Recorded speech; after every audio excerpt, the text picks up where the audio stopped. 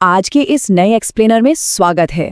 आज हम बात करने वाले हैं उस विशाल, ऊर्जावान और कभी न रुकने वाले नेटवर्क के बारे में जो इतने बड़े राष्ट्र को आपस में पूरी मजबूती के साथ जोड़कर रखता है। एक ऐसा बुनियादी ढांचा जो सच में कभी सोता नहीं है।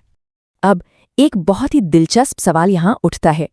1 अरब से ज्यादा आबादी वाला देश हर सेकंड अपने रोजमर्रा के सामान, सूचनाओं और अपनी पूरी अर्थव्यवस्था को लगातार गतिमान कैसे रखता है?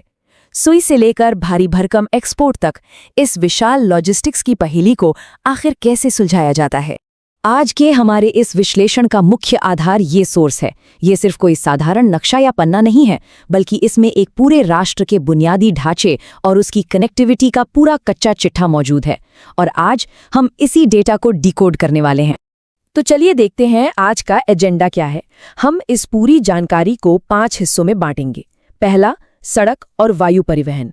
दूसरा, हमारा विशाल रेलवे नेटवर्क। तीसरा, अंतर्देशीय जलमार्ग और बंदरगाह। चौथा, व्यापार का तंत्र। और आखिर में आधुनिक डिजिटल संचार। ये सफर बहुत ही शानदार होने वाला है। चलिए बिना देरी किए पहले हिस्से पर आते हैं, सड़क और वायु परिवहन। देखते हैं जमीन और आसमान में हमारी कनेक्टिविटी कैसी है। 52,32,000 ये कोई मामूली आंकड़ा नहीं है। ये हमारे देश में सड़कों की कुल लंबाई है, किलोमीटर में। ये विशाल नंबर अपने आप में बताता है कि सड़कों का जाल किस भव्य स्तर पर फैला हुआ है और कैसे ये देश के कोने कोने तक पहुंचता है। अब यहाँ एक बहुत ही चौंकाने वाला फैक्ट है। नेशनल हाईवे यानी राष्ट्रीय राजमार्ग कुल नेटवर्क का सिर्फ 2% हैं, लेकिन देश का 40% ट्रैफिक इन्हीं पर चलता है।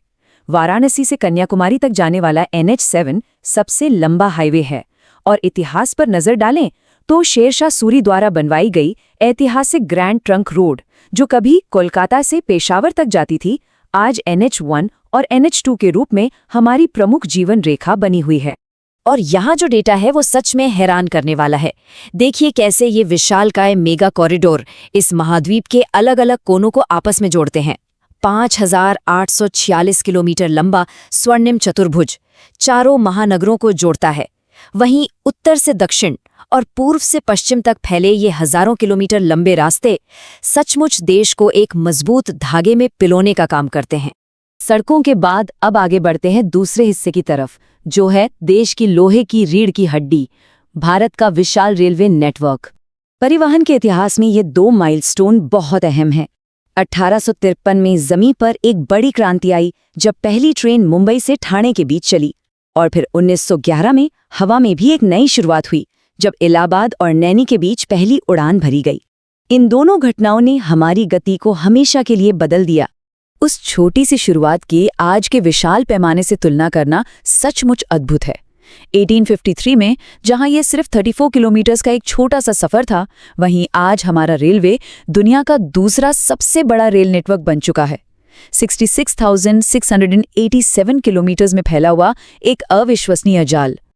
लेकिन इतने बड़े नेटवर्क को बनाना कोई आसान काम नहीं था। भूगोल की बड़ी चुनौतियां सामने थीं।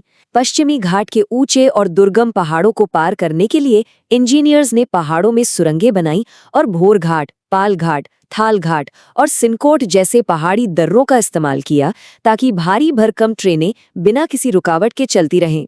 जमीन के सफर के बाद अब बारी है हमारे तीसरे सेक्शन की, अंतर्देशीय जलमार्ग और समुद्री बंदरगाह। और ये जानकारी बहुत ही शानदार तरीके से दिखाती है कि कैसे हमारी अंदरूनी नदियां भारी सामान ढोने के लिए विशाल प्राकृतिक हाईवे का काम करती हैं। गंगा नदी पर इलाहाबाद से हल्दिया तक 1620 किलोमीटर लंबा रास्ता हो, या फिर ब्रह्मपुत्र नदी का मार्ग, ये जलमार्ग देश के भीतर हजारों किलोमीटर तक माल की आवाजाही को बहुत ही किफ़ायती और आसान बना देते हैं।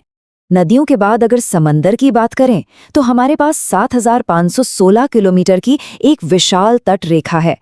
इस लंबी कोस्टलाइन पर 12 प्रमुख समुद्री बंदरगाह स्थित हैं, जो समुद्री व्यापार के सबसे महत्वपूर्ण केंद्र हैं।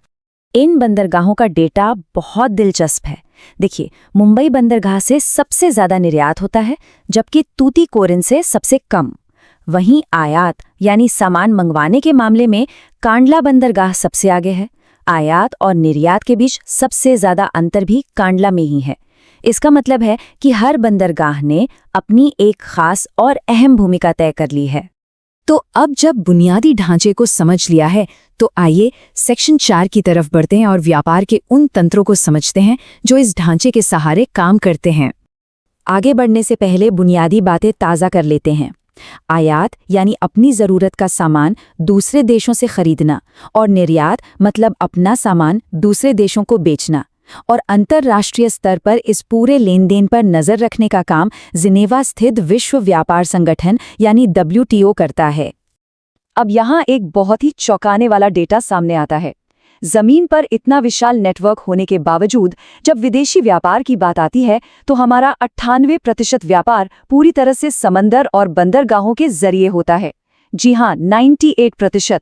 सड़क और वायुमार्ग का हिस्सा इसमें मात्र 2% है। ये वाकई सोचने वाली बात है। भारी माल के आवाजाही को समझने के बाद अब हम अपने आखिरी और 5वें हिस्से की तरफ बढ़ते हैं, आधुनिक डिजिटल संचार यानी सूचनाओं की अदृश्य और पलक झपकते ही होने वाली आवाजाही। डिजिटल दुनिया हमें अक्सर अदृश्य लगती है ना? लेकिन इसकी बुनियाद भी बिल्कुल भौतिक है। इंटरनेट वो नेटवर्क है जो हमें दुनिया भर में कहीं भी संदेश भेजने की ताकत देता है। लेकिन इस संचार को बिजली की गति देने और लंबी दूरी तक बिना रुकावट के पहुंचाने का असली काम भौतिक ऑप्टिकल फाइबर केबल्स करती हैं। 1853 की उस पहली छोटी सी रेलवे लाइन से लेकर आज के हाई स्पीड इंटरनेट तक हमने बहुत लंबा सफर तय किया है। लेकिन अब एक बड़ा सवाल खड़ा होता है। जैसे जैसे जमीन के ऊपर सड़कें और जमीन के नीचे डिजिटल ऑप्टिकल फाइबर का जाल तेजी से फैल रहा है, भविष्य में वैश्विक कनेक्टिविटी की असली पहचान कौन सा नेटवर्क बनेगा? भौतिक दुनिया या पूरी तरह से डिजिटल संसार? इस विचारणीय प्रश्न के साथ आज का ये एक्सप्लेनर यहीं समाप्त होता है। इस शानदार सफर में साथ जुड़ने के लिए बहुत बहुत धन्यवाद।